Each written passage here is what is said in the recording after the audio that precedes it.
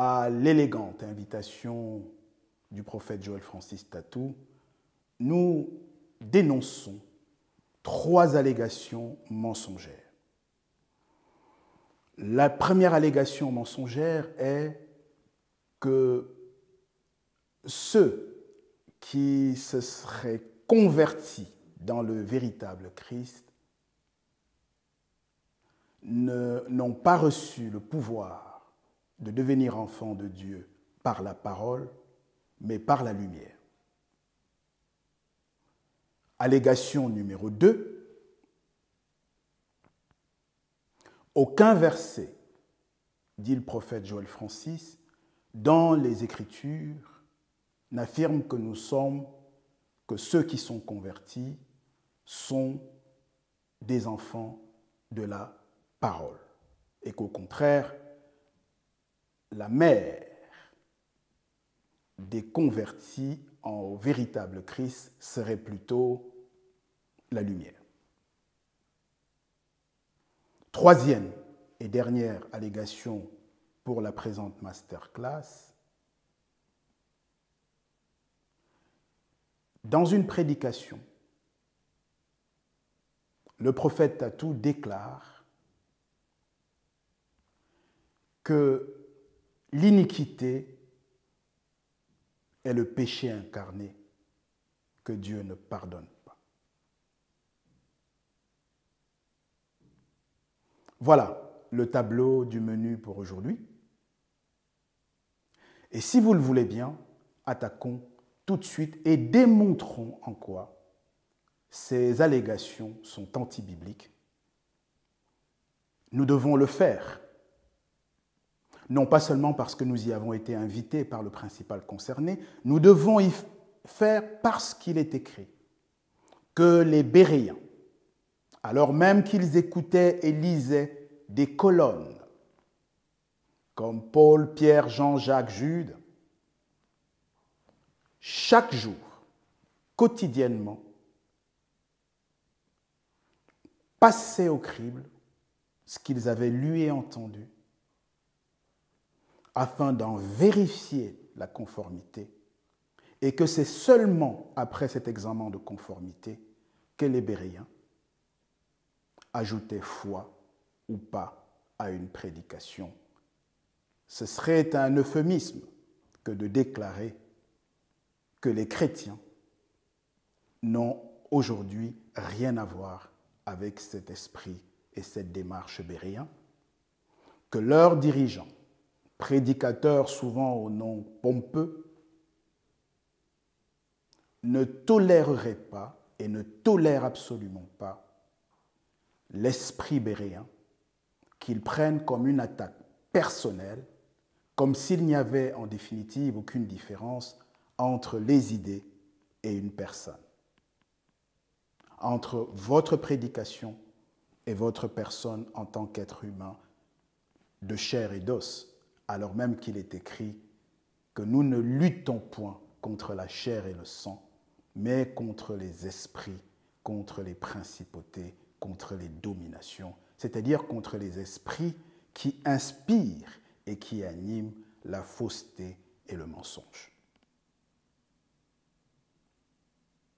Nous souhaitons faire cette mise au point d'emblée de façon à ce que ceux qui seraient adeptes du sensationnel ou des laudateurs de ce qui est spectacle aient le temps de faire autre chose et de quitter cette masterclass parce qu'elle ne les concerne pas. Nous sommes là pour ceux qui aiment et qui craignent la vérité.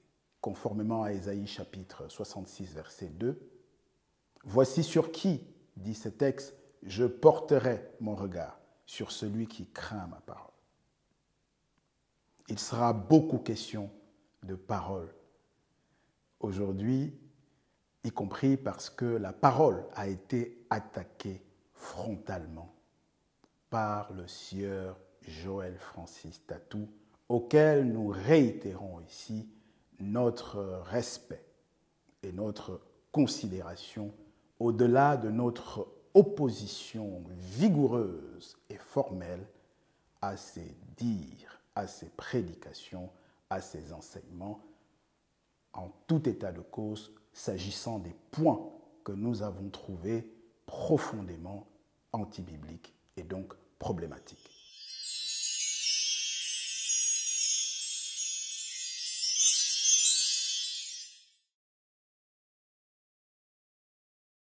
En d'autres termes, nous avons cru en qui? Nous avons eu le pouvoir de qui? On n'a pas eu le pouvoir de devenir enfant de Dieu par la parole, mais par la lumière. Voilà pourquoi aucun verset au Nouveau Testament ne dit « nous sommes les enfants de la parole ». Mais on dit « nous sommes les enfants de la lumière ». Parce que notre mère s'appelle...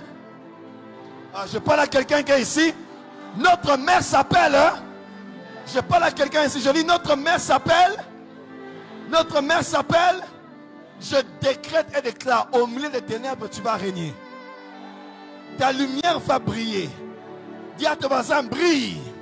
C'est ce que Paul a dit dans Romains 7. Il dit, le problème que j'ai découvert, ce n'est pas le péché. C'est le péché qui habite en moi. Dis avec moi, l'iniquité. L'iniquité, c'est le péché.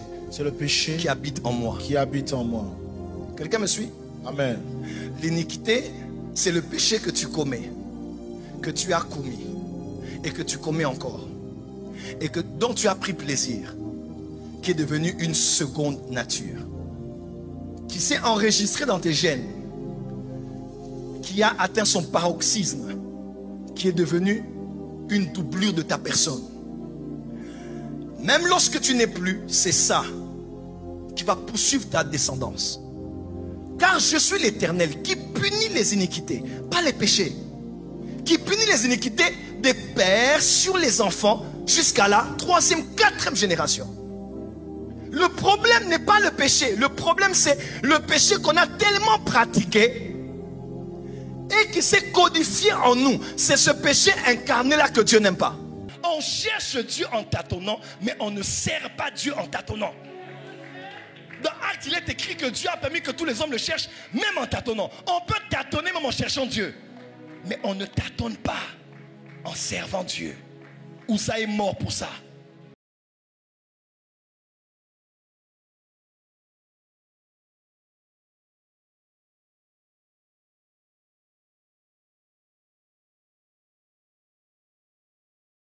Si vous le voulez bien, avec votre permission, attaquons cette déconstruction et démolissons ce qui est contraire à la vérité, conformément à 2 Corinthiens 10:1.